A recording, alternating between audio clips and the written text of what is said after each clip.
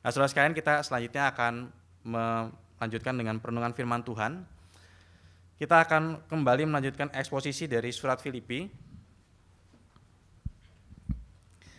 Kita akan buka bagian Filipi pasal yang ketiga.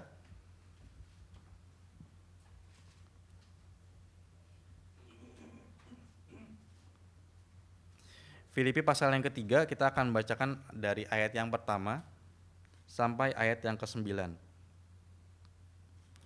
Yang pria akan bacakan ayat yang pertama, ayat yang ganjil, dan wanita akan bacakan ayat yang genap. Filipi pasal yang ketiga, dari ayat pertama sampai ayat yang ke-9, dari pria terlebih dahulu, 2-3. Akhirnya saudara-saudaraku, bersukacitalah dalam Tuhan. Menuliskan hal ini lagi kepadamu tidaklah berat bagiku dan memberi kepastian kepadamu.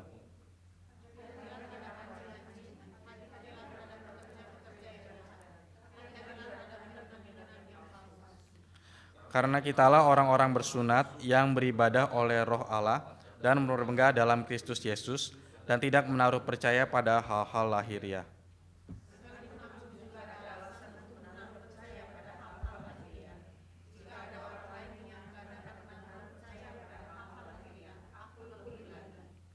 Disunat pada hari ke-8 dari bangsa Israel, dari suku Benyamin, orang Ibrani asli, tentang pendirian terhadap hukum Taurat, aku orang Farisi.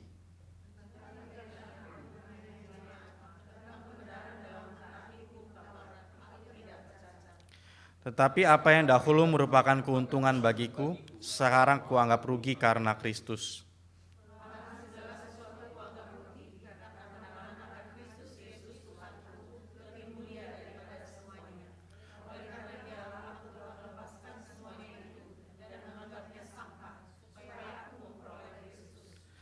Dan berada dalam Dia bukan dengan kebenaranku sendiri karena mentaati hukum Taurat, melainkan dengan kebenaran karena kepercayaan kepada Kristus, yaitu kebenaran yang Allah anugerahkan berdasarkan kepercayaan. Mari kita sama-sama tundukkan kepala, kita akan berdoa. Kita minta firman Tuhan boleh membedah hati kita, boleh mengoreksi pikiran kita dan juga menggugah hati kita kembali untuk berkenan kepada Tuhan. Mari kita sama-sama tundukkan kepala, kita berdoa. Tuhan Bapa dalam surga, kami kembali datang sebagai umat-Mu. Kami bersyukur Tuhan, kami sebagai umat-Mu boleh Kau panggil dalam ibadah pada pagi hari ini. Tuhan pimpin setiap kami Tuhan, biar kiranya Engkau boleh mengoreksi kami, biar kiranya firman-Mu yang boleh kembali membedah hati kami, biar kiranya ketajaman dari firman-Mu yang akan membedah setiap sisi buruk dari diri kami, merupakan seperti pisau yang membedah kami untuk membuat kami lebih baik. Bukan semata-mata untuk membuat kami merasa gagal, membuat kami merasa hancur, membuat kami merasa hina, tetapi justru dengan kami dibongkar kebobrokan kami, kesalahan kami, dengan kami diperbaiki apa yang salah dalam diri kami, justru kami seperti seseorang yang diobati, dioperasi dengan baik, sehingga kehidupan kami boleh berjalan dengan semestinya. Tuhan pimpin kami ya Tuhan, Tuhan tolonglah kami, tolong Tuhan kuatkan kami, agar kami sungguh-sungguh bisa menghargai apa yang sudah Kau kerjakan di dalam kehidupan kami, apa yang sesungguhnya berharga di dalam diri kami, dan juga apa yang sudah Kau berikan bagi kami. Biar kiranya Engkau boleh tuntun kami kepada segala kebenaran-Mu yang boleh menggugah hati kami, agar kami tidak terjebak dengan tipuan dunia, agar kami tidak terjebak dengan orang-orang yang mencoba mempengaruhi kami dengan prinsip-prinsip yang salah, agar kami bisa menjadi orang-orang yang sungguh teguh di dalam pendirian kami, di dalam iman kami mengikut Engkau, dan juga kecintaan kami kepada Engkau. Pimpin setiap kami ya Tuhan, kiranya Engkau pimpin hamba-Mu ini dalam segala keterbatasan dan juga kehinaannya. Biar kiranya segala perkataannya boleh memberkati jemaat yang hadir pada hari ini.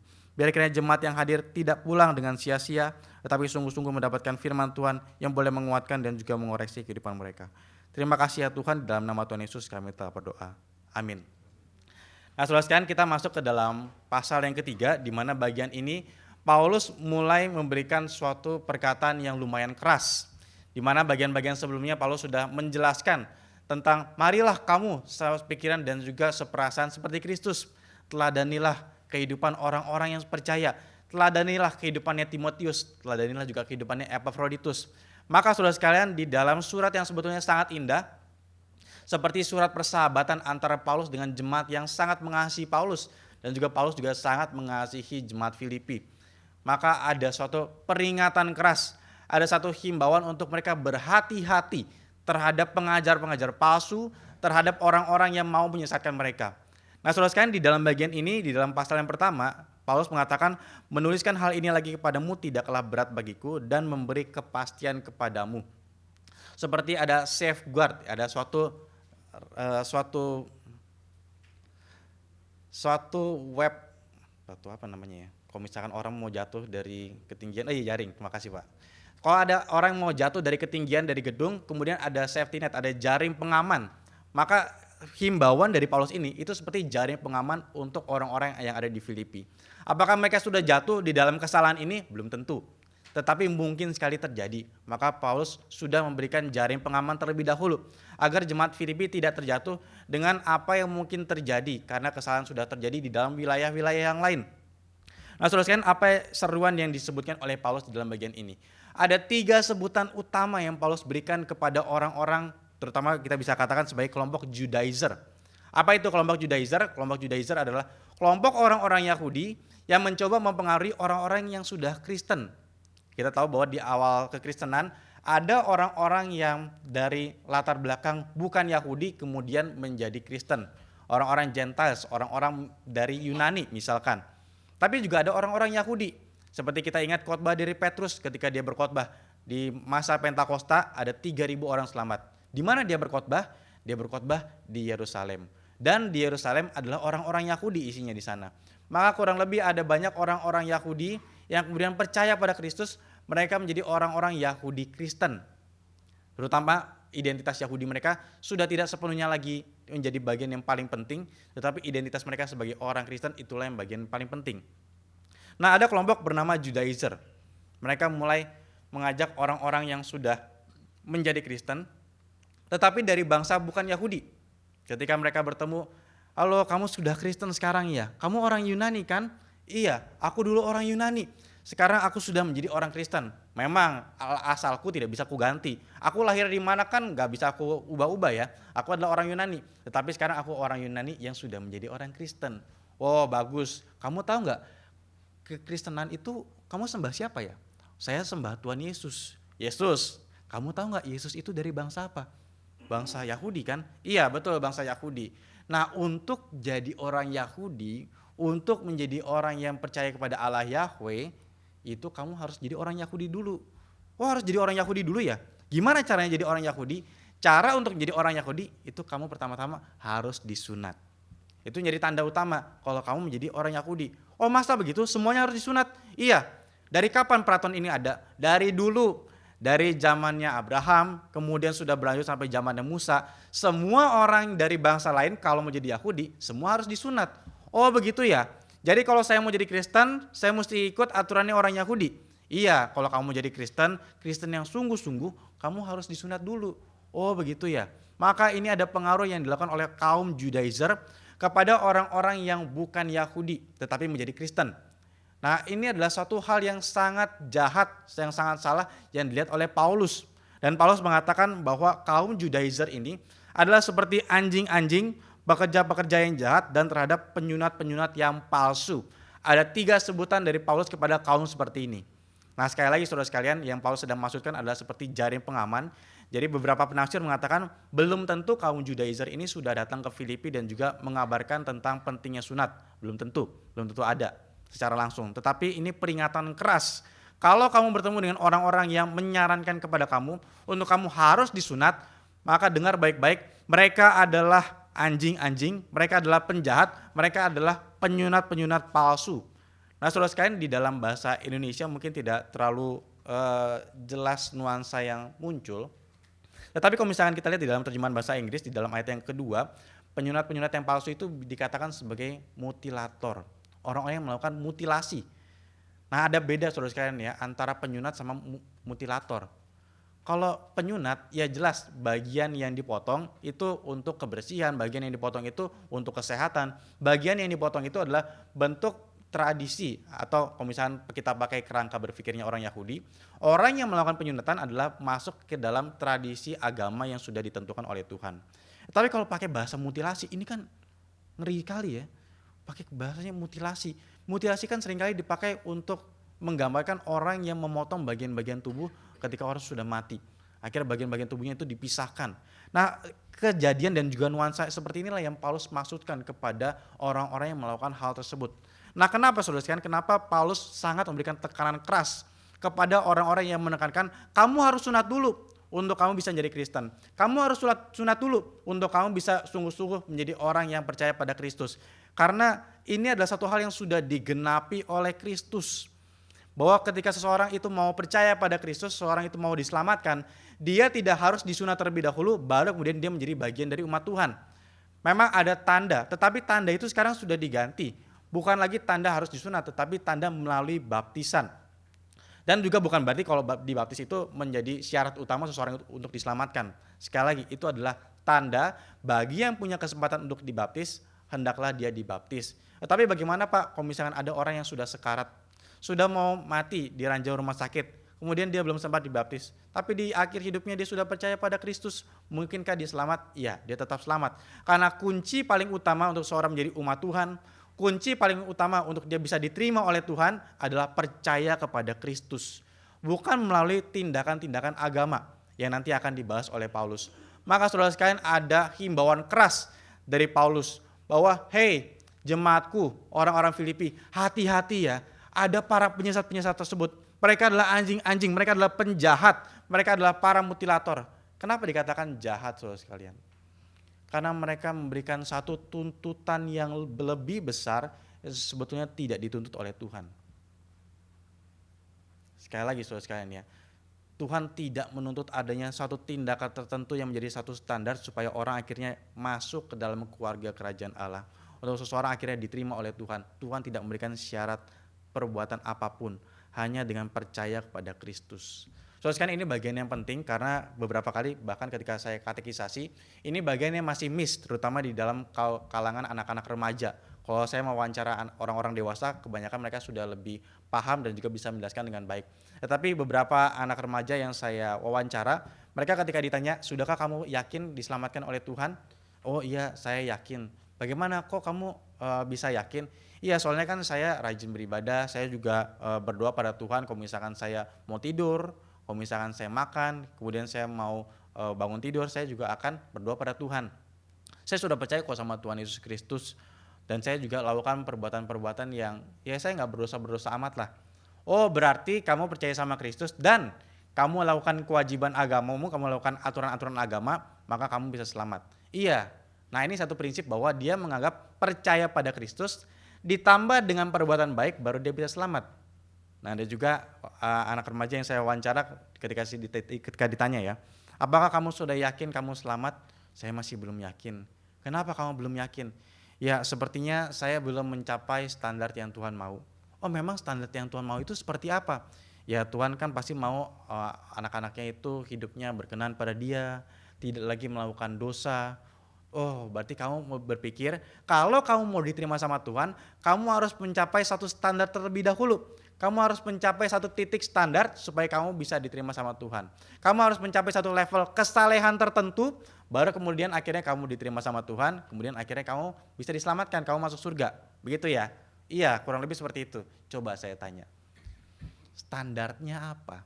Kalau kamu mengatakan ada satu titik standar tertentu, baru kamu bisa diterima sama Tuhan, titik standarnya itu apa ya? Barulah kemudian dia mulai bingung. Oh iya ya, apa ya? Saya kurang jelas juga. Nah kemudian barulah saya mengabarkan Injil di tempat tersebut. Maka saya cukup senang sekali dalam wawancara karena di sana juga bagian bagaimana saya bisa mengabarkan Injil kepada orang-orang yang harusnya sudah mengetahui Injil. Apa itu Injil? Injil itu adalah kabar baik. Bukan semata-mata dengan apa yang kita lakukan maka kita bisa diterima oleh Tuhan.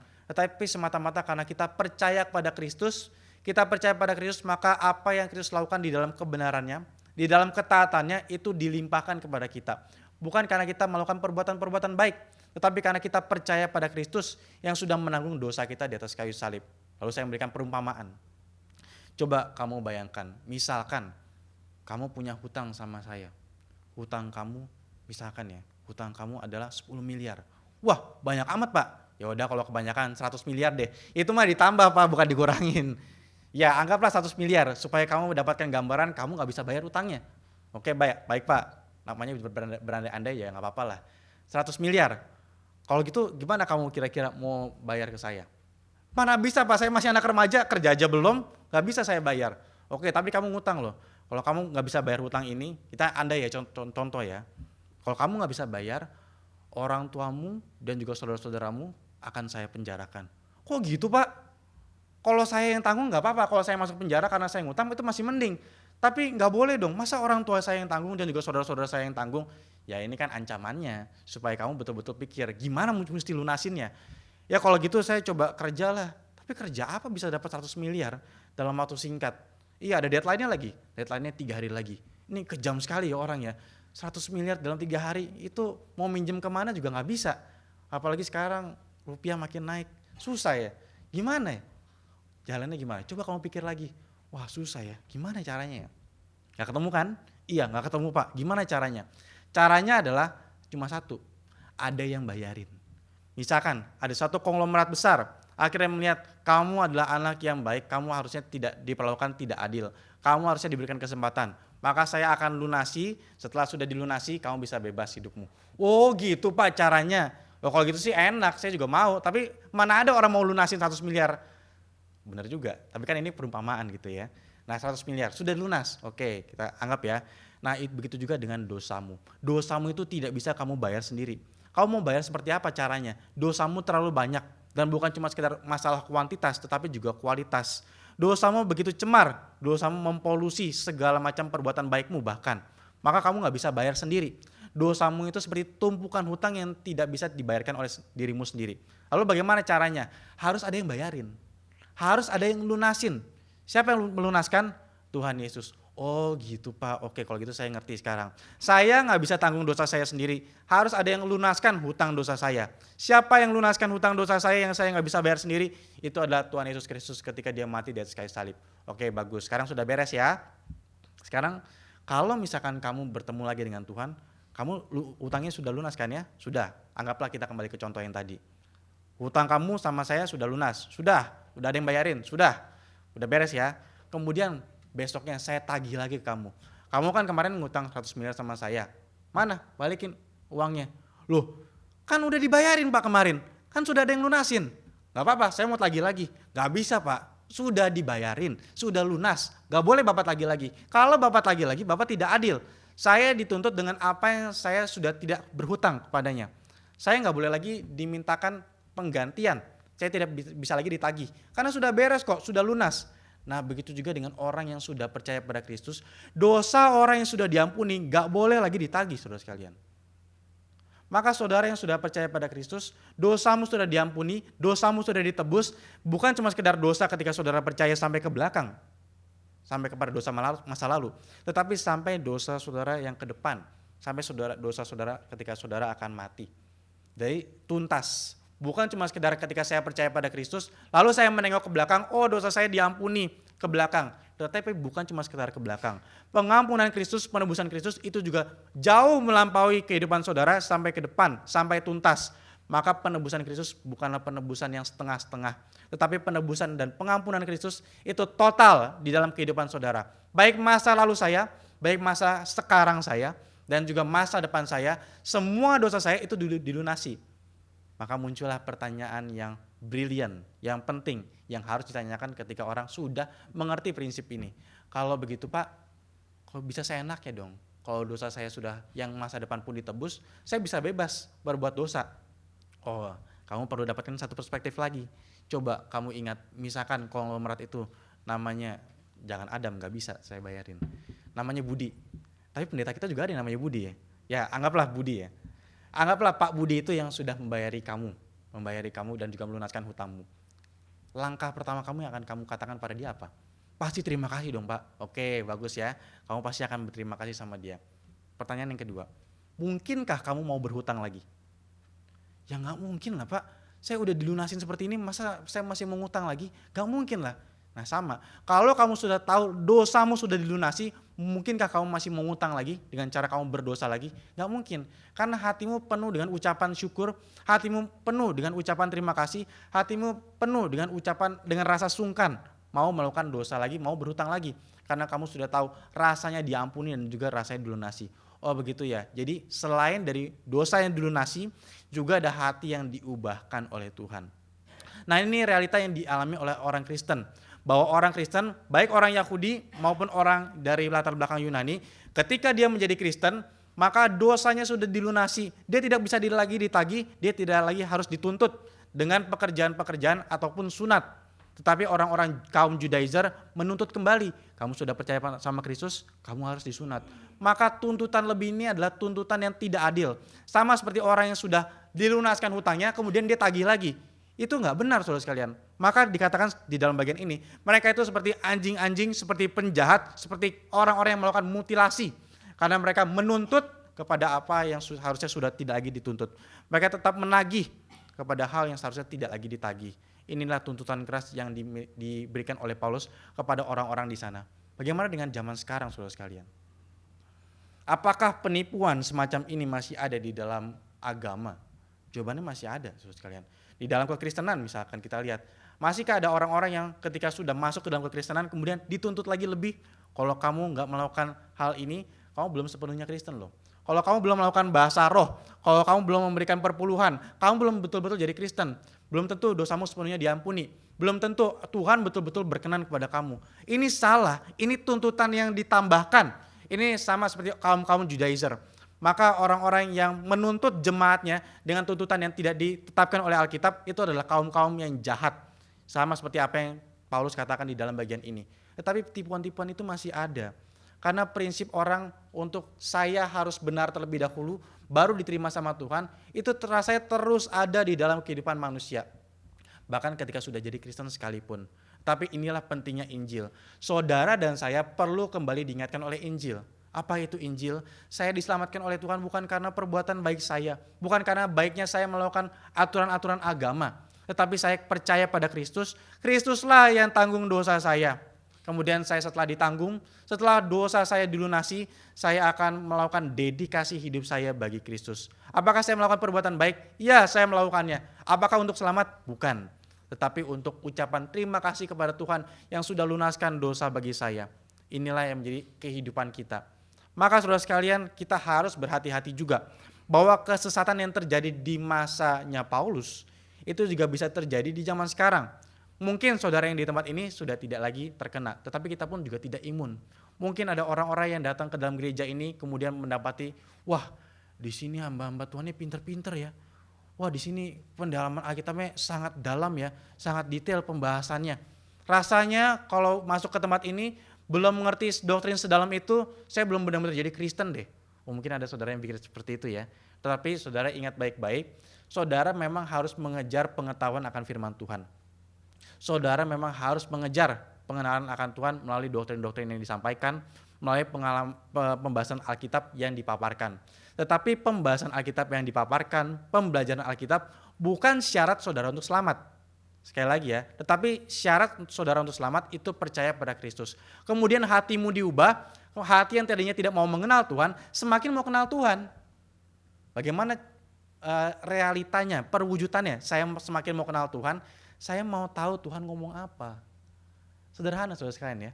Kalau kita tertarik dengan seseorang, kita mau kenal dengan seseorang, kita pasti pengen tahu dia ngomong apa, pekerjaannya apa yang dilakukan, sejarah kehidupannya seperti apa sih?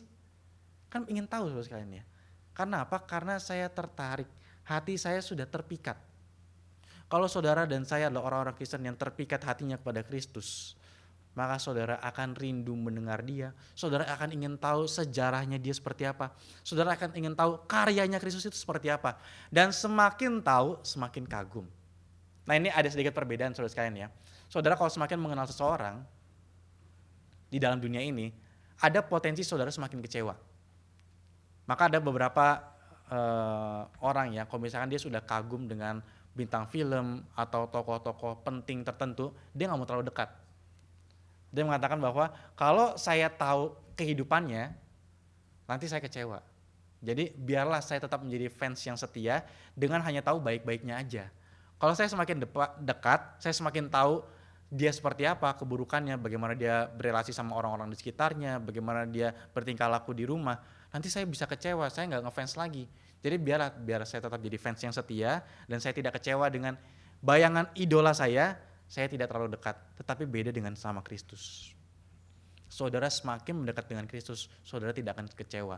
Saudara akan mendapati dia semakin indah, dia semakin bersinar, dia akan semakin membuat kita terpana melihat keindahannya. Itu perbedaan antara kita melihat orang-orang yang ada di dalam dunia dan juga orang-orang yang seperti Kristus. Ada Kristus yang semakin kita mendekat, kita akan semakin terpana. Tetapi juga sama seperti apa yang sudah saya bahas di dalam 2 minggu yang lalu. Ada orang-orang Kristen menawan yang kehidupannya menyerupai Kristus dan semakin mendekat harusnya semakin disukai. Nah, saudara sekalian, kita lanjutkan lagi. Di sini setelah Paulus membeberkan tentang bagaimana ada kaum Judaizer tersebut. Orang-orang yang menuntut kamu harus ikut hukum Taurat, kamu harus disunat kembali. Lalu Paulus mengatakan, itulah cara mainnya mereka. Cara main mereka adalah mereka punya standar, mereka menentukan standar tersebut, mereka bangga dengan standar tersebut, lalu kemudian mereka sebarkan dan mereka ajak orang ikuti standar mereka. Mau ikut cara main mereka? Kalau ikut cara main mereka, ayo bandingkan dengan saya. Ini dikatakan oleh Paulus ya. Paulus dengan sangat bangga dia menyatakannya, tetapi kebanggaan dia tidak lebih bangga dengan ketika dia memperoleh Kristus. Apa yang disebutkan di dalam ayat yang keempat, saudara sekalian, dan juga sampai ayat yang keenam ya. Saya bacakan sekali lagi. Sekalipun aku juga ada alasan untuk menaruh percaya pada hal-hal lahiriah, jika ada orang lain menyangka dapat menaruh percaya pada hal-hal lahiriah, aku lebih lagi. Nah, saudara sekalian, di sini ada 7 hal sebetulnya yang disebutkan oleh Paulus. 5 diantaranya adalah status, privilege, apa yang dia dapatkan sejak lahir, apa yang dia terima, apa yang dia miliki sebagai statusnya, sebagai privilege-nya. Tetapi yang kedua terakhir, saudara sekalian, itu adalah pencapaiannya. Kita lihat, saudara sekalian ya. Yang pertama, disunat pada hari ke-8 dari bangsa Israel, dari suku Benyamin, orang Ibrani asli, di dalam bahasa Inggris Hebrews of Hebrews. Ibraninya orang Ibrani. Kemudian tentang pendirian terhadap hukum Taurat, aku orang Farisi. Nah, itu sudah 5, saudara sekalian ya. Kemudian 2 selanjutnya di dalam ayat yang ke-6 tentang kegiatan aku penganiaya jemaat. Nah, saudara sekalian, tidak ada kata yang sepertinya lumayan tepat dalam menerjemahkan kata kegiatan ini. Tetapi di dalam bahasa Inggrisnya menggunakan kata zeal. Zeal itu kan suatu semangat yang berkobar-kobar ya, bukan cuma sekedar kegiatan tindakan. Tapi ada satu semangat yang berkobar-kobar, satu zeal untuk menganiaya jemaat. Dan yang terakhir, tentang kebenaran dalam mentaati hukum Taurat, aku tidak bercacat. Jadi ada 2 hal ini yang disebutkan oleh Paulus. Oke, mari kita beberkan. Kalau mau ikut cara mainnya mereka, kalau mau lihat standarnya mereka, mari lihat kepada saya. Apa yang saya sudah miliki, apa yang sudah saya kerjakan. Mau ngomongin tentang status, kalau mereka, kaum Judaizer tersebut, mengajak kamu untuk disunat, kamu disunat kapan? Atau mereka mengajak kamu untuk disunat itu kapan? Saya disunat pada hari ke-8. Dari semenjak saya sudah lahir, berapa hari kemudian di hari ke-8 saya itu disunat. Orang Gentiles, orang yang bukan Yahudi, kemudian menjadi Yahudi dengan cara disunat, saya dari lahir sudah orang Israel. Lalu kemudian orang dari yang bukan Yahudi, kemudian menjadi Yahudi dengan cara disunat, mereka dapat marga apa istilahnya? Kalau misalkan di dalam kaum orang Batak. Kalau di kaum Batak kan ada ini, saudara sekalian ya. Orang yang mau masuk ke marga misalkan karena pernikahan, itu akhirnya dapat marga. Betul ya Bapak Ibu ya. Dapat marga. Nah, saya pun karena sering ke Balige, sering kali dapat marga sembarangan, saudara sekalian. Kadang-kadang kalau pulang dipanggil sama Bu Dewi, "Wah, Pak Adam, gimana Pak di Balige? Udah jadi Pak Adam Napi Tupulu ya?" Aduh, Bu Dewi ada-ada aja. Kadang-kadang saya celetukin balik, saudara sekalian. "Enggak Bu, saya Adam si borong-borong." Si borong-borong itu daerah di dekat Bandara Silangit. Nah, saudara sekalian, orang yang dapatkan marga, misalkan di dalam keluarga Batak, itu kan nggak bisa ditelusuri sejarah nenek moyangnya. Kalau diberikan marga, misalkan dari saya, dari keturunan Chinese, kemudian saya dapatkan marga Batak gitu ya. Saya kan nggak dapat sejarah langsung nenek moyangnya, nggak bisa, saudara sekalian. Cuma marga yang ditambahkan. Ya. Nah, kalau misalkan orang non Yahudi kemudian menjadi orang Yahudi, mereka juga nggak bisa dapatkan itu. Ya. Mereka nggak bisa dapatkan itu. Sekalipun kadang-kadang kalau misalnya di sana saya dianggap sebagai punya marga Cinaga, saudara sekalian. Cinaga ya, itu unik, saudara sekalian. Ada C, bukan S, ya, ada pakai C. Nah, saudara sekalian, tapi sama ya. Paulus juga mengatakan, kamu jadi orang Yahudi dengan cara disunat, kamu mungkin dapatkan status Yahudi. Tetapi kamu dari suku mana? Aku dari suku Benyamin. Aku bisa telusuri nenek moyangku. Jadi mau ngadu, ayo silakan diadu gitu ya. Dia mengatakan tentang pendirian terhadap hukum Taurat, aku orang Farisi. Di mana kelompok Farisi adalah kelompok yang sangat spesial pada saat itu, yang terkenal dengan mentaati hukum Taurat, yang menelusuri dan juga meneliti hukum Taurat. Jadi ini ada 5 hal, suatu status dan juga privilege yang dimiliki oleh Paulus kalau mau ikut cara mainnya orang Yahudi. Ditambah 2 lagi saudara, pencapaian yang dialami oleh Paulus.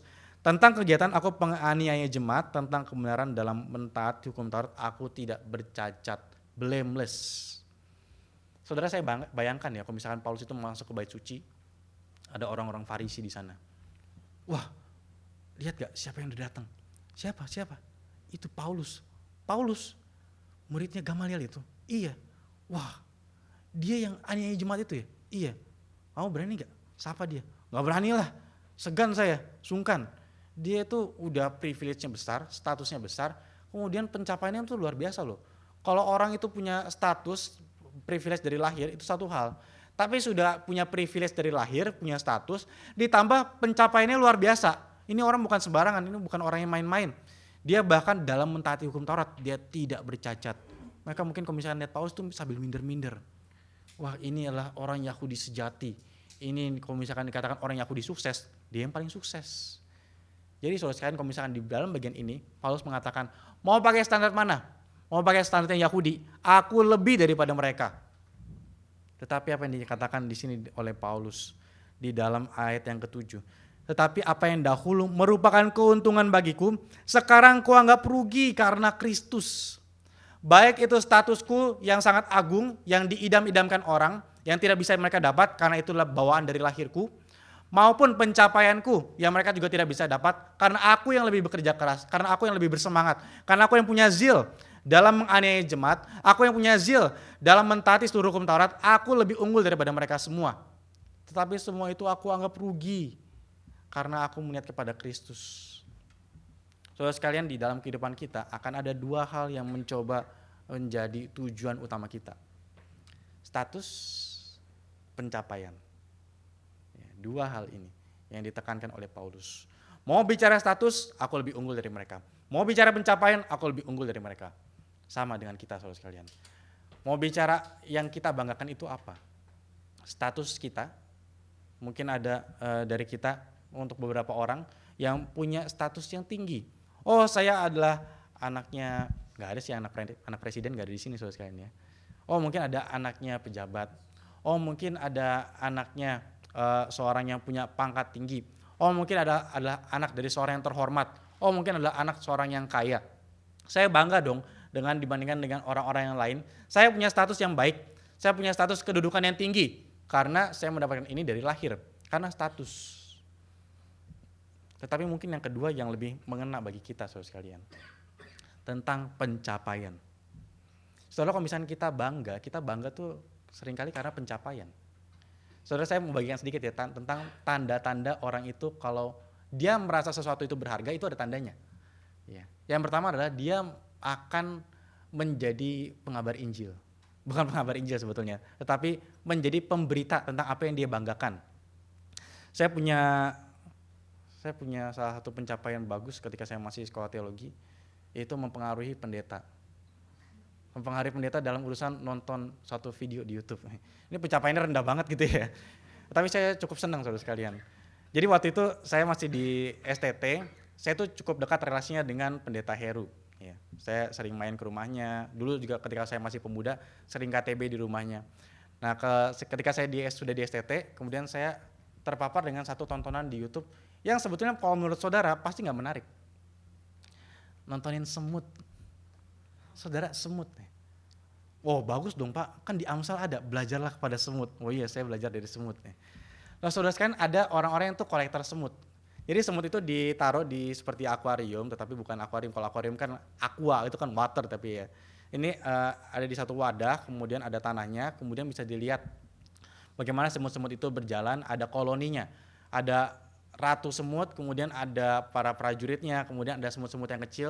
Mereka yang cari makan, mereka yang cari bahan makanan di luar dari taman, kemudian mereka akan bawa masuk ke dalam sarangnya mereka.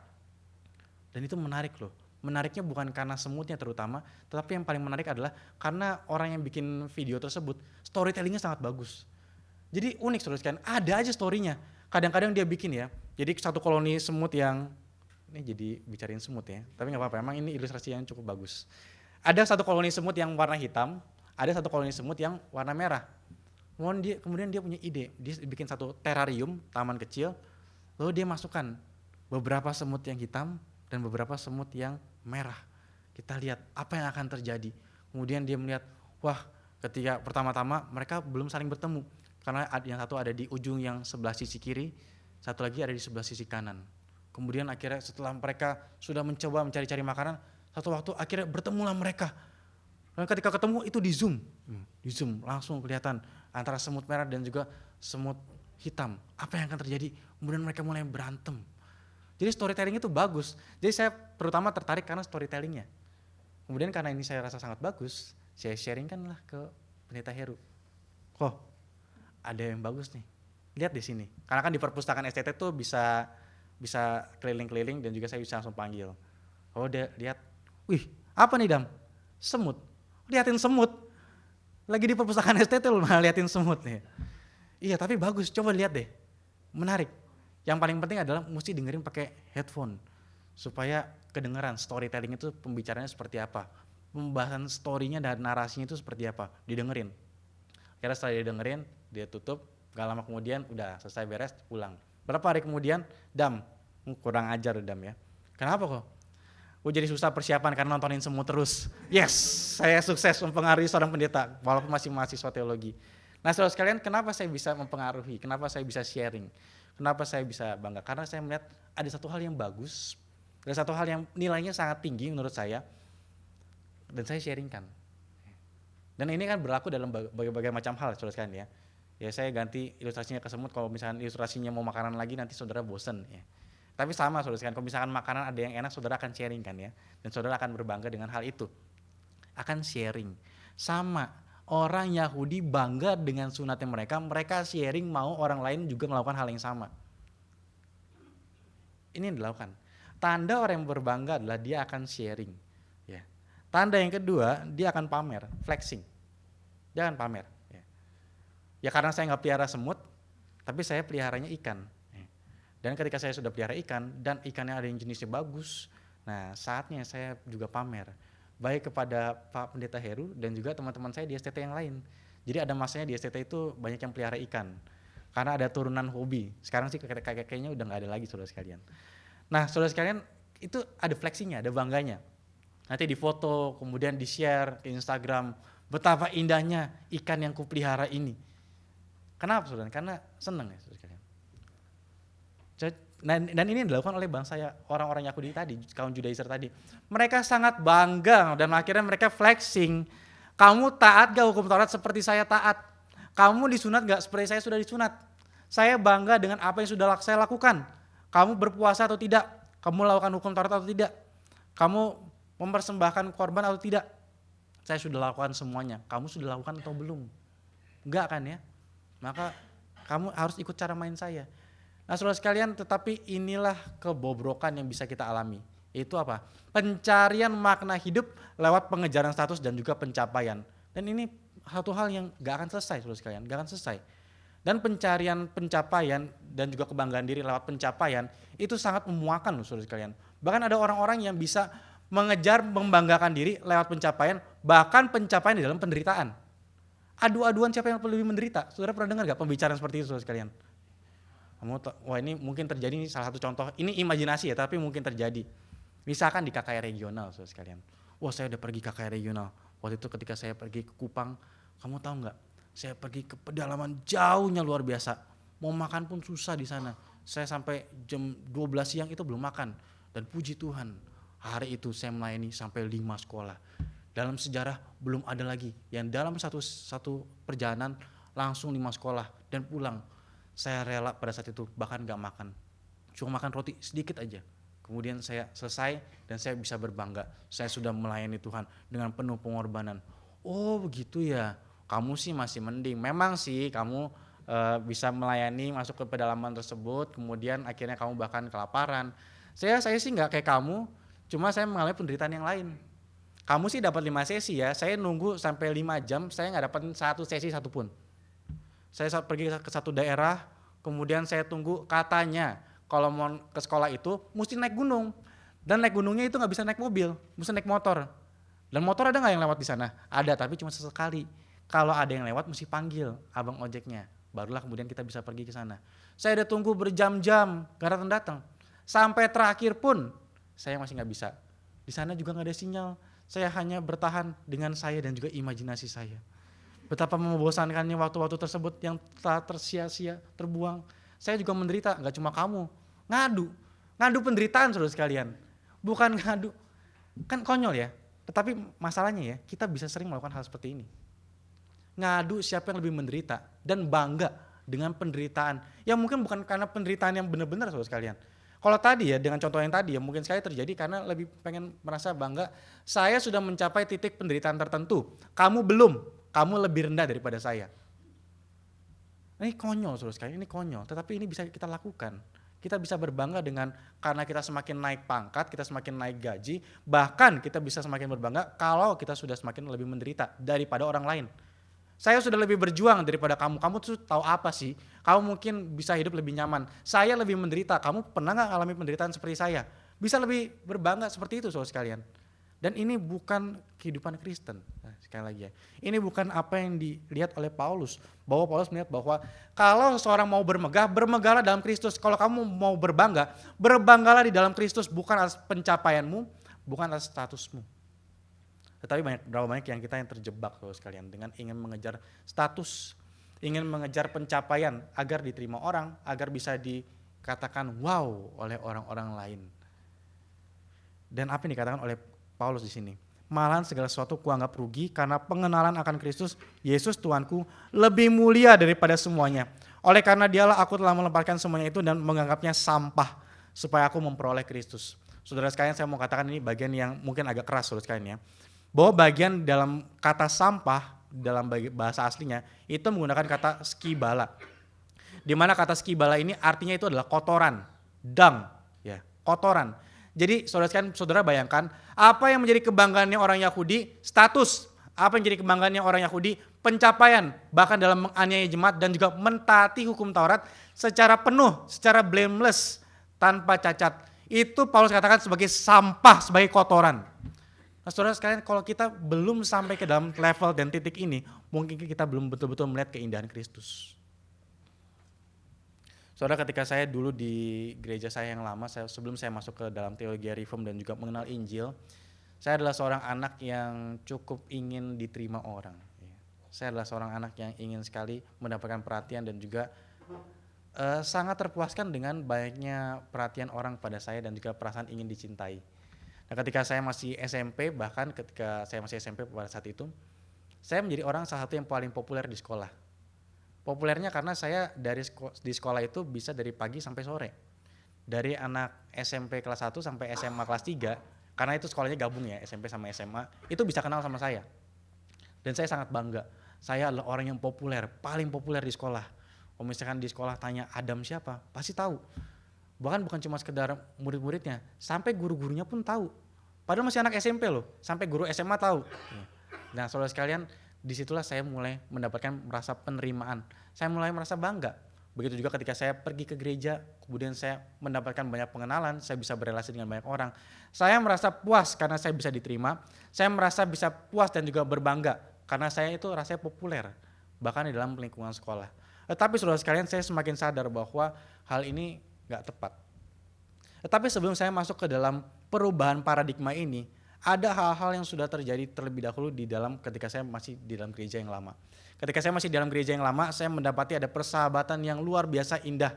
Saya mendapati teman-teman yang sudah seperti saudara sendiri. Yang ketika saya datang ke gereja, saya melihat mereka, inilah saudara saya. Pergi ke rumah mereka, nginep di rumah mereka, main sampai tengah malam, bisa bercanda, bisa men-sharingkan segala sesuatu dalam hidup. Rasanya hidup itu penuh, rasanya hidup itu rasanya sangat indah, karena punya persahabatan yang sangat indah. Tetapi satu waktu saya mendapatkan kabar, saya mendapatkan suatu penjelasan bahwa ajaran yang saya terima di gereja lama saya tidaklah benar. Bahwa ajaran yang saya terima di gereja yang lama saya bukanlah kebenaran yang sejati. Maka saya mulai bergumul. Bagaimana ini ya? Saya sangat cinta teman-teman saya sangat cinta komunitas ini. Bahkan ada anak-anak remaja yang sedang saya bimbing, bahkan ada pelayanan yang sedang saya kerjakan. Di dalam gereja ini saya sudah sangat aktif sekali, semua orang sudah kenal saya, dan juga di dalam pelayanan saya sudah sangat baik melayani.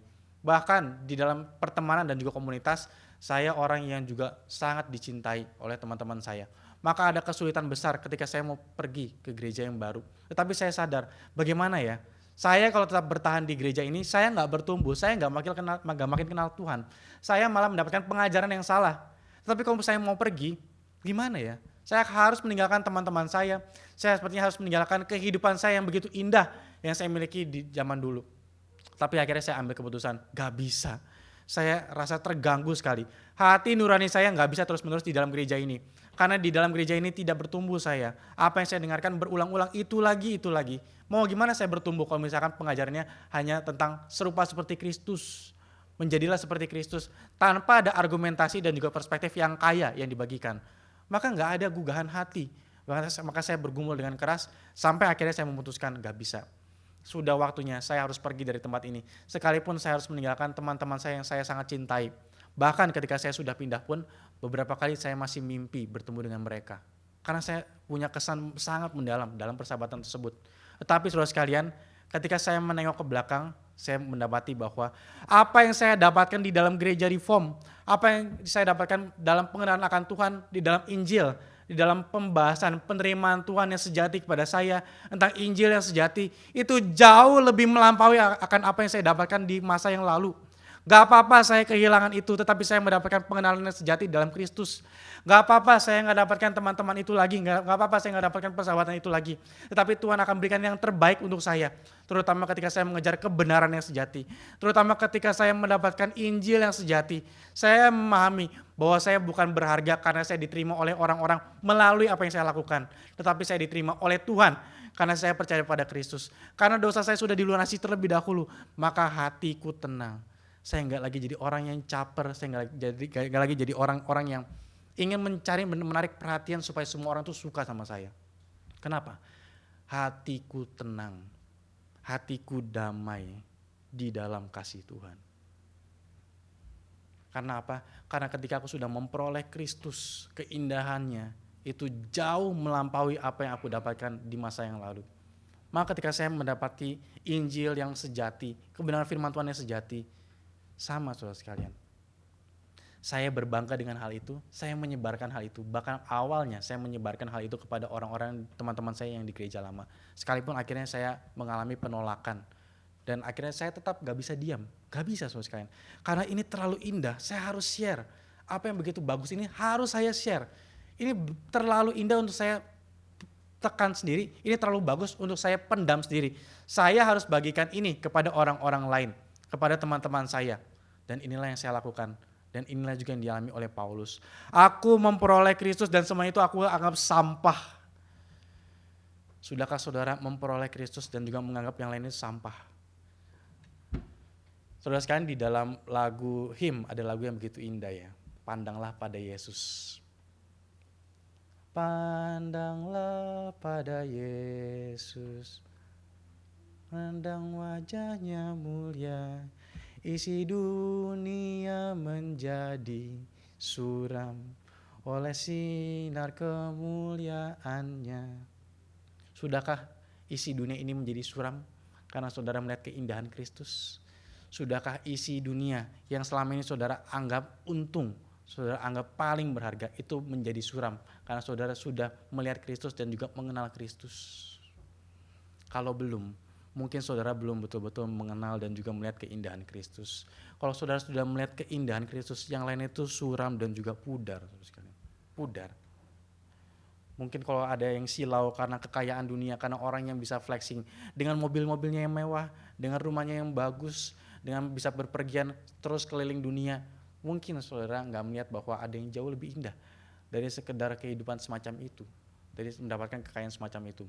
Jika saudara melihat ada orang yang dapat tepuk tangan karena pencapaiannya, wah hebat ya kamu ya, bisa melakukan A, B, oh pintar kamu ya bisa masuk universitas ini, oh bagus kamu ya di dalam studimu, oh hebat ya kamu di dalam pekerjaanmu, di dalam karirmu, kamu rasanya paling unggul deh, wah luar biasa ya perjuangan kamu di dalam kehidupanmu. Kalau saudara masih terus haus dengan hal itu, mungkin saudara belum betul-betul melihat kepada Kristus. Karena kalau orang sudah melihat kepada Kristus, semuanya itu menjadi suram. Bukan berarti kita meninggalkan dunia dan juga melepaskan segala sesuatu dan kita tidak berbuat apapun untuk masyarakat, untuk budaya. Bukan, saudara sekalian, bukan itu poinnya. Poinnya adalah kalau tujuan kita tetap masih kepada status dan juga pencapaian, kita belum melihat bahwa Kristus yang paling tinggi, yang paling indah, yang ada dalam kehidupan kita. Saudara sekalian, ketika saya beberapa tahun yang lalu ada di Karawaci, biasa di malam Natal, momen-momen mendekati Natal itu ada caroling. Dan biasanya ketika caroling itu akan mengunjungi opa-oma yang sudah tua dan mereka jarang ke gereja. Dan biasanya secara rutin, semenjak saya praktek di Karawaci, selalu saya yang kebagian membuat verbatim. Dan saya cukup bersuka cita. Entah kenapa ya, kalau bikin verbatim caroling itu sangat cepat dapat inspirasi loh. Jadi kalau misalkan Bu Lita tagih sama saya, Dam, kamu bikin lagi ya khotbah verbatim untuk caroling. Oke, siap Bu Lita. Saya bikin ya. Deadline-nya kapan, Bu? Deadline-nya 2 minggu lagi. Gak sampai 2 minggu, mungkin cuma 3 hari itu sudah selesai. Sudah jadi. Entah kenapa inspirasinya itu sangat cepat dapat gitu ya. Kalau misalkan saya persiapkan itu. Jadi saya sangat bersuka cita. Nah, satu waktu saya melakukan caroling bersama dengan beberapa orang pengurus, datang ke sebuah rumah cukup sederhana dan bertemu dengan sepasang suami dan istri. Dan orang ini yang sakit adalah suaminya. Dan ternyata belum tua-tua amat, mungkin sekitar umur 50 tahun. Tapi dia agak sedikit susah jalan, dan susah jalannya bukan karena permasalahan di kaki, tapi permasalahan di jantung. Nah, saudara sekalian, ada permasalahan di jantungnya sehingga dia dalam beraktivitas tidak bisa melakukan aktivitas-aktivitas yang berat. Dan permasalahan di dalam jantungnya ini, saya lupa penyakit persisnya apa, tetapi sudah cukup kronis. Ya, bahkan dia tidak bisa ke gereja karena kalau ke gereja itu kan ada perjalanan, ada harus berjalan kaki dan juga mungkin sedikit naik tangga, dia nggak sanggup, dia nggak mampu. Ya, maka dia ikut lewat live streaming. Nah, kemudian saya tanya, Bapak gimana sekarang keadaannya? Keadaannya sekarang ya saya di rumah aja, saya nggak bisa lagi bekerja seperti dulu. Dulu sih saya bisa kerja, saya bisa pergi kemana-mana, tapi sekarang karena saya sudah ada sakit jantung seperti ini, saya di rumah aja. Bahkan ya kadang-kadang saya cuma bergerak sedikit kalau misalnya mau perlu ke kamar mandi. Kadang waktu masih awal-awal pun dituntut sama istri saya, wah agak berat ya kehidupan Bapak ya. Iya, sekarang saya agak berat. Tapi gimana Bapak akhirnya melihat kehidupan setelah menjalaninya? Saya bersyukur Pak. Bapak bersyukur, maksudnya gimana Pak? Saya bersyukur, kalau boleh kenapa saya nggak dapat sakit ini lebih cepat? Hah? Kok Bapak bisa bilang seperti itu Pak? Iya, karena ketika saya sudah dapatkan sakit ini, saya bisa di dalam rumah membaca Alkitab dan saya bertemu dengan Kristus. Saudara sekalian, saya ketika caroling itu ya, saya rasa bukan saya yang pertama kali dapat berkat. Bukan dia yang pertama kali dapat berkat, saya yang pertama kali dapat berkat. Dari ucapannya langsung saya dapatkan kesan ini orang yang sudah ketemu Kristus. Saudara, ada nggak sih orang yang sengaja mau dapat penyakit jantung? Gak ada kan ya. Kita semua mau terbebas dari sakit jantung. Kita nggak mau terkena hal tersebut. Tetapi ada orang yang mengatakan, kalau boleh saya lebih cepat dapat penyakit ini. Kenapa? Karena dari dapat penyakit ini saya bertemu dengan Kristus. Saya semakin kenal dengan Kristus. Wah, ini mengharukan sekali saudara sekalian. Kok bisa ya ada orang berkata seperti ini? Dan saya rasa inilah orang yang betul-betul sudah menikmati, mendapati Kristus dan juga memperoleh Kristus. Maka ini adalah orang yang memperoleh Kristus bukan cuma sekedar mendapatkan pengetahuan di kepalanya saudara sekalian. Bukan cuma sekedar dapat teori, bukan cuma sekedar dapat pengenalan secara doktrin yang masuk mengisi akal dan juga rasio. Mengenal Kristus bukan cuma sekedar rasional tetapi personal dan juga relasional. Dan ini keindahan yang dia nikmati dan dia dapati. Gak apa-apa aku sakit, gak apa-apa aku hidupku tidak lagi bebas untuk berpergian, tetapi aku mendapatkan Kristus. Aku bisa mengenal Kristus, gak apa-apa. Dibandingkan dengan kita saudara sekalian yang masih sehat. Mungkin justru kita sehat, justru gak mau pergi ke gereja, gak mau aktif di dalam membaca Alkitab, gak mau aktif di dalam mendengarkan firman Tuhan. Karena apa saudara sekalian? Mungkin karena yang lainnya itu masih bagus, masih untung. Sedangkan kalau justru saya pakai waktu saya untuk mengenal Tuhan, saya pakai waktu saya untuk berdoa, saya pakai waktu saya untuk mengenal Tuhan, saya rugi. Yang untung itu apa? Yang untung kalau saya belajar. Yang untung itu apa? Kalau saya pikirkan bisnis. Yang untung itu apa? Kalau saya cari relasi. Saudara, saya sekali nggak mengatakan hal itu saudara nggak boleh lakukan. Silakan lakukan. Tetapi titik prioritas penilaianmu itu seperti apa? Maka di dalam tema kali ini saya katakan, curigai untung dan rugimu. Curigai keinginanmu, curigai penilaianmu. Apa yang membuat aku paling untung, apa yang membuat aku paling rugi. Pendeta Antonius Un pernah mengatakan di Karawaci, saudara sekalian, satu ilustrasi singkat tapi sangat mendobrak menurut saya. Dia mengatakan ya, kadang-kadang orang-orang kita tuh bahkan munafik di GRI. Ketika ditanya, mau gak pergi KKR regional? Waduh susah Pak, waktunya nggak ada saya nggak ada waktu, saya lumayan sibuk. Oh kamu nggak ada ya sibuk ya, karena kamu nggak ada waktu. Iya saya nggak ada waktu, saya dalam pekerjaan saya lumayan padat lah, kan melayani Tuhan juga nggak harus berkhotbah dalam KKR regional kan ya. Oke ya baik. Kalau Bapak dapat tender proyek, pergi selama 5 hari dapat 100 miliar, saudara pergi nggak? Mikir dia. Pak Anton bilang seperti itu. Orang kalau misalkan dapat 100 miliar, pergi 5 hari tinggalkan anak, istri, dan keluarga, tinggalkan segala kesibukan, dia pergi, kenapa? Dapat 100 miliar. Tapi kalau misalkan pergi kabarkan Injil, mau nggak? Waduh nanti dulu, sibuk, ntar dulu. Ya. Saya masih ada kesibukan yang jauh lebih penting, yang jauh lebih berharga. Maka saudara mari kita curigai apa yang paling untung di dalam kehidupan kita, apa yang paling rugi dalam kehidupan kita. Apakah mengenal Tuhan, memakai waktu kita, memakai tenaga kita, memakai uang kita, itu rugi atau itu untung? Coba koreksi hati kita saudara sekalian. Orang itu bisa ketika diajak dan ikut speak, itu protes saudara sekalian. Seminar beritakan firman Tuhan kok bayar, ini Injil dijual ya.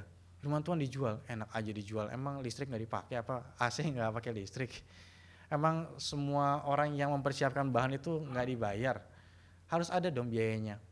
Tapi orang yang nggak tahu betapa berharganya firman Tuhan, protes untuk keluar uang bagi Tuhan. Konyol saudara sekalian, konyol.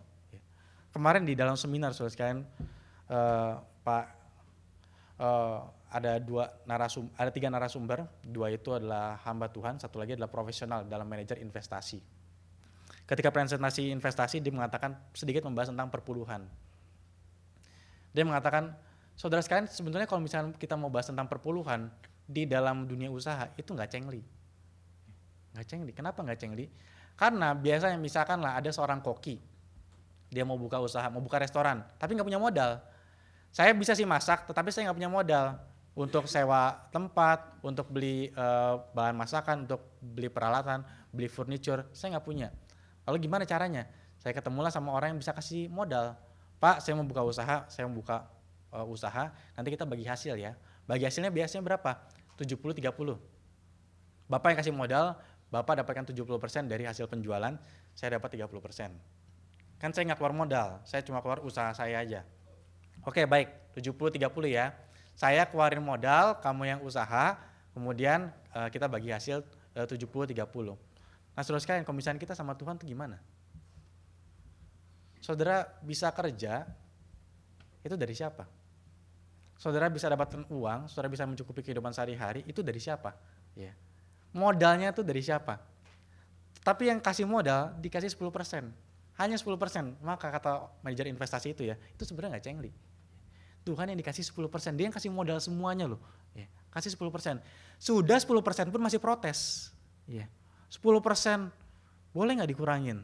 Masih ditawar-tawar. Katanya kan firman Tuhan semua di dalam perjanjian lama sudah digenapi. Ya tunggu dulu, mari kita bedah lebih dalam. Ada argumentasinya loh, kenapa kita tetap melakukan perpuluhan. Memang ada argumentasinya juga kenapa ada orang-orang yang memegang tidak lagi menjalankan perpuluhan. Tetapi ada argumentasi yang jelas bahwa Kristus menggenapi hukum di perjanjian lama itu berkaitan dengan sacrificial system, tentang sistem pengorbanan, tentang sistem beribadah di dalam bait suci. Tetapi tidak mengatur secara khusus tentang persembahan perpuluhan. Ya. Nah saudara sekalian di sini ya kita mendapati bahwa orang yang hatinya terpikat kepada uang, ya, itu nggak bisa menilai untung dan rugi dengan tepat. Segala sesuatu itu diukur hanya dengan untung dan rugi. Saudara orang yang orang yang bangganya dengan uang, bangga dengan status yang bisa didapatkan dengan uang, bangga dengan pencapaian yang bisa didapatkan dengan uang, dia akan menilai segala sesuatu dengan uang. Lihat mikrofon, ini harganya berapa ya? Oh gereja pakai ya, berarti semua gereja butuh mikrofon. Kalau gitu modalnya berapa ya? Dihitung saudara sekalian. Lihat mimbar, oh gereja butuh mimbar ya. Ini contoh saudara sekalian, bukan saya melakukan ini ya. Oh gitu ya. Jadi segala sesuatu itu bisa diukur dengan uang, dikomodifikasi saudara sekalian. Dengan cara hitung, semua dihitung.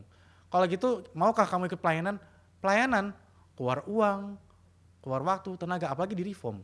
Di reform kan unik saudara sekalian, kalau misalkan jadi panitia, di tempat-tempat yang lain yang namanya panitia, nanti setelah acara bisa ada pembubaran panitia atau makan-makan bersama. Kalau misalkan di GRI, sudah panitia yang kerja, keluar tenaga, keluar waktu, disuruh janji iman lagi.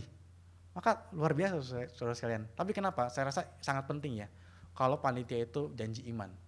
Kenapa? Karena di mana hartamu berada, di situ hatimu berada. Kalau saudara yang ikut janji iman, saudara akan dengan detail, dengan spesifik mau tahu uang yang saya tempatkan untuk janji iman, untuk acara ini dipertanggungjawabkan dengan baik atau tidak. Karena uang saya ikut berbagian di sini. Tetapi kalau misalkan yang tidak, saudara sekalian, panitia yang nggak ada janji iman, yang dapatkan dari sponsor saja, bisa hambur-hamburkan uang. Kenapa? Uangnya bukan uang saya kok, uang orang lain. Nah saudara sekalian, maka kita bersyukur ya bahwa di gereja kita ada sistem janji iman seperti ini. Ini bukan karena tadi saudara sekalian ya, tetapi memang sesuai firman Tuhan yang sedang dibahas. Karena di dalam janji iman, ya kita sekaligus mengetahui bahwa ada titik nol ketika memulai pelayanan kembali. Bahwa bukan semata-mata ada yang sponsori, tetapi semua berbagian di dalam mendukung pelayanan ini. Bukan cuma semata-mata uang dari satu orang saja. Kemudian dalam janji iman ini kita sekali lagi menyerahkan kepada Tuhan bagaimana segala pelayanan itu bisa tercukupi dengan baik. Dan orang yang melakukan janji iman, hatinya akan lebih dibebaskan dari perhambaan kepada uang. Sekali lagi saudara sekalian, persembahan, perpuluhan, janji iman, itu mengontrol hati kita untuk kita tidak terpikat kepada uang. Saudara yang sudah rutin melakukan perpuluhan, saudara akan sadar, ternyata saya sudah kasih 10% ini, hidup saya masih lancar kok, aman-aman saja. Saya masih bisa makan 3 kali sehari, anak saya tetap masih bisa sekolah, saya tetap bisa menjalankan kehidupan saya dengan bebas, dengan aman. Tetapi orang yang tidak terbiasa, orang yang hatinya sudah terpikat kepada uang, merasa rugi, merasa takut, Tuhan tidak pelihara. Padahal Tuhan pasti pelihara. Maka saudara sekalian, mari curigai untung dan rugi yang menjadi sistem penilaian kita. Apakah kita masih terpapar dengan status dan juga pencapaian yang ditawarkan oleh tengah-tengah dunia ini, sehingga mempengaruhi penilaian kita tentang mana yang untung dan juga mana yang rugi? Atau kita sudah sangat terpapar dengan keindahan Kristus, sehingga kita tahu apa yang paling untung dan apa yang paling rugi di dalam kehidupan kita. Kiranya firman Tuhan ini boleh memberkati kita semua. Mari kita sama-sama tundukkan kepala, kita berdoa.